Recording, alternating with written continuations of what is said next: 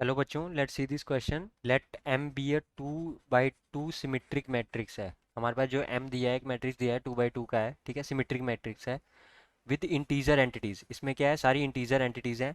Then M is invertible. M invertible होगा if हमारे पास 4 ऑप्शंस हैं, ठीक है। तो फर्स्ट ऑप्शन हमारे पास क्या है कि if the first column of M is the transpose of the second row of M. Check करना है हमें। फर्स्ट स्टेप बाय स्टेप हम चेक करेंगे, ए बी सी डी सारे ऑप्शन चेक करेंगे, ठीक है। सबसे पहले हम क्या करते हैं, लेट कर लिया हमने, मैट्रिक्स लेट कर लिया। लेट एम हमारे पास क्या है, एक मैट्रिक्स है, ठीक है, 2 by 2 का मैट्रिक्स है हमारे पास, क्या है, जिसकी इंटीजर एंटिटीज है। तो बेसिकली हमारे पास इंटीजर एंटिटीज क्या है, A B and B C हमने ले लिया। वेयर जो हमारे पास ए बी सी है, where A B C belongs to integer values, ये सारी हमारे पास क्या है, इंटीजर वैल्यू से बिलोंग करेंगी। अब M is invertible. M is invertible if. M invertible कब होगा, जब डिटर्मिनेंट जो होगा ना इस मैट्रिक्स का, हमारे पास इस मैट्रिक्स का जो डिटर्मिनेंट होगा det is not equal to zero. जब वो जीरो के इक्वल नहीं होगा तब ये इन्वर्टिबल होगा।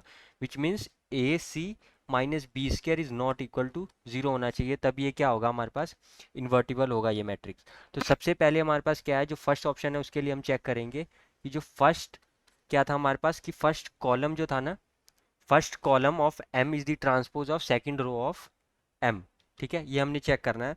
तो यहाँ से अगर हम देखेंगे ए के लिए, जो हमारे पास ए बी, ठीक है, ये किस चीज़ के इक्वल होगा, det is equal to B by B C के इक्वल हो जाएगा, ठीक है। Det is further equal to हमारे पास क्या आ जाएगा, A equal to B equal to C, ठीक है। विच मीन्स अगर यहाँ देखेंगे तो A C minus B square equal to क्या आ जाएगा हमारे पास, जीरो आ जाएगा इस केस में। But A C minus B square should not be equal to zero. तो ऑप्शन ए जो है, ए इज इनकरेक्ट। ए हमारे पास क्या है, इनकरेक्ट है, ठीक है। कि जो ऑप्शन ए है हमारे पास इनकरेक्ट है, क्यों, क्योंकि जो ए सी माइनस बी स्क्र की वैल्यू क्या आ रही है यहाँ पे, जीरो आ रही है। बट इन्वर्टिबल होने के लिए A C minus B square की वैल्यू हमारे पास क्या होनी चाहिए, जीरो के इक्वल नहीं होनी चाहिए। अब हम चेक करते हैं बी वाला ऑप्शन। हमारे पास बी ऑप्शन यहाँ पे इन्होंने क्या दिया है कि जो सेकंड रो ऑफ एम है ना, is the transpose of the first column of M. जो सेकंड रो ऑफ एम है वो ट्रांसपोज होगा किसका, फर्स्ट कॉलम ऑफ एम का। तो ये चेक करते हैं, ये हमारे पास क्या आ जाएगा, जो बी सी होगा डेट इज इक्वल टू हमारे पास क्या आ जाएगा, ए बी के होगा, ठीक है। और यहाँ से भी फर्दर हमारे पास क्या आ जाएगा, A equal to B equal to C. और सेम हमारे पास A C minus B square की वैल्यू किसके इक्वल आ जाएगी, जीरो, जो कि नहीं आनी चाहिए for M to be invertible. M को इन्वर्टिबल होने के लिए A C minus B square की वैल्यू जीरो के इक्वल नहीं आनी चाहिए। तो ऑप्शन नंबर जो बी है, बी इज ऑल्सो हमारे पास क्या है, इनकरेक्ट है। जो बी ऑप्शन आ गया वो भी हमारे पास क्या आ गया यहाँ पे, इनकरेक्ट आएगा।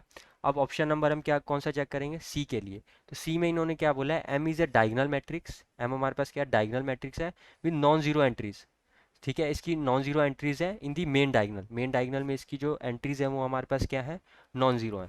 तो वो चेक कर लेते हैं। तो हमारे पास जो एम है वो क्या है, डायगोनल मैट्रिक्स है, ठीक है। और मेन यहाँ पे हमारे पास क्या बन जाएगा, ए जीरो, और जीरो क्या बन जाएगा, जीरो सी बन जाएगा। देन यहाँ पे जब हम एम का क्या निकालेंगे, एम का जब हम डिटर्मिनेंट निकालेंगे तो हमारे पास क्या आ जाएगा, det is equal to A C के इक्वल होगा, और which is not equal to zero हो जाएगा हमारे पास, A C is not equal to zero हो जाएगा ना इस केस में।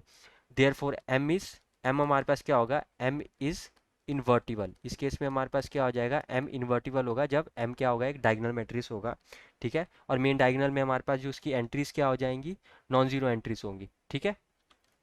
तो ऑप्शन नंबर जो सी है, सी इज करेक्ट। सी ऑप्शन हमारे पास क्या आ गया, करेक्ट आ गया। अब ऑप्शन नंबर हम डी के लिए चेक करेंगे, ठीक है, उसकी कंडीशंस क्या है, ठीक है। ऑप्शन नंबर डी की, ऑप्शन नंबर डी की कंडीशन है the product of entries in main diagonal, ठीक है। जो मेन डायगोनल में एंट्रीज है उनका जो प्रोडक्ट करेंगे एम मैट्रिक्स में, is not the square of the integer, ठीक है, वो स्क्वायर ऑफ द इंटीजर के इक्वल नहीं होगा। तो डी ऑप्शन यहाँ पे हमारे पास है, और इसको हम करते हैं चेक। यहाँ पे एज अगर हम देखेंगे, एज ए सी हमारे पास क्या, is not equal to integer, क्या आ गया हमारे पास, is not equal to integer square, इसके स्क्वायर के इक्वल नहीं है। Therefore A C is not equal to B square, A C की वैल्यू क्या होगी, बी स्क्वायर के इक्वल नहीं आएगी। तो A C minus B square is also not equal to zero, ये हमारी कंडीशन सेटिस्फाई है। तो यहाँ से अगर हम देखेंगे तो एम हमारे पास इन्वर्टिबल बन जाएगा, और ऑप्शन नंबर डी जो होगा वो क्या बन जाएगा, डी इज करेक्ट। तो हमारे पास आंसर्स आ गए हैं कि कौन कौन से हमारे पास ऑप्शन सही हैं। Option number D is correct, और ऑप्शन नंबर हमारे पास कौन सा आया था, सी इज़ करेक्ट। चेक कर लेते हैं कि ऑप्शन नंबर सी, एम जब एक डायगोनल मैट्रिक्स होगा विद नॉन जीरो एंट्रीज होंगी इन दी मेन डायगोनल, ठीक है, ये सही है। और डी वाला ऑप्शन जो है हमारे पास, the product of entries in the main diagonal of M is not the square of integer. ये हमारे पास option number C and D is right. I hope you have understood the question. Best of luck.